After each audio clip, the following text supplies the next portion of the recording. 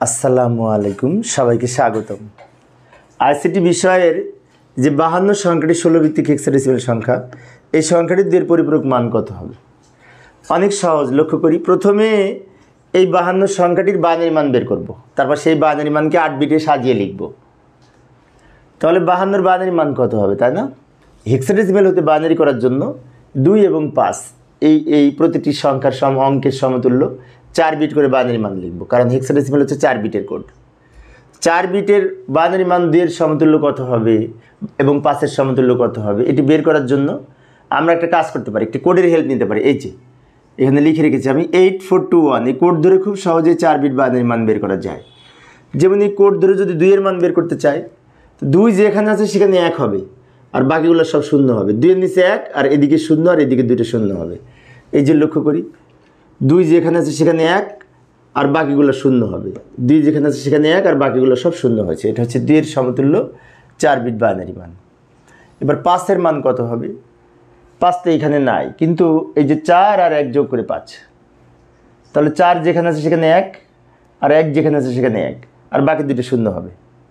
তো লক্ষ্য করি, এই যে 1 যেখানে আছে সেখানে 1, 2 যেখানে আছে সেখানে 0, 4 যেখানে আছে সেখানে 1, 8 যেখানে আছে সেখানে 1। অর্থাৎ 4 এর স্থলে 1 আর 1 এর স্থলে 1, কারণ 4 আর 1 যোগ করে এই 5 হচ্ছে, সেই জন্য যেগুলো যোগ করব তার মানে 1 হবে। এবার এই যে 8 বিট বাইনারি মান পেলাম, এই 8 বিট বাইনারি মানের বাম দিকের যে বিট আছে, এই বিটটাকে চিহ্ন বিট বলে। 8 বিট রেজিস্টারের বাম দিকের প্রথম বিটকে চিহ্ন বিট বলে। চিহ্ন বিট যদি 0 হয় তাহলে সংখ্যাটি কিন্তু প্লাস সংখ্যা হয়। তো এখানে যেহেতু চিহ্ন বিট 0, তাই এটি +52।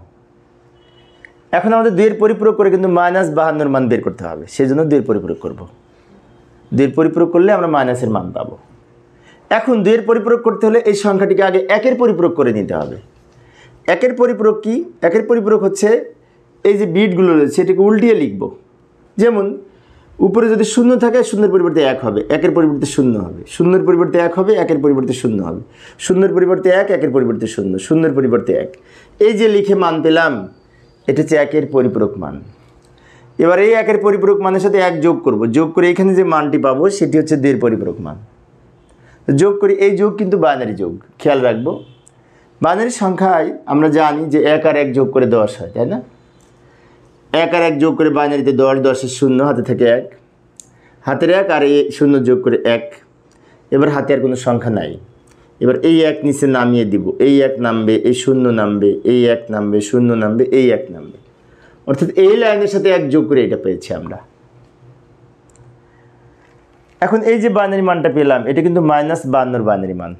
এখন অনেকের মনে হতে পারে -52 কেন হলো, তাই না? কারণটি হচ্ছে কোনো পজিটিভ সংখ্যার বাইনারি মান এর রূপান্তর 2 এর পরিপূরক করে আমরা যে মান পাই সেটি নেগেটিভ মান হয়, যাকে নেগেশন বলে। আবার অন্যভাবে বলতে পারি, এই যে 8 বিট রেজিস্টারের বাম দিকের প্রথম বিটটা চিহ্ন বিট।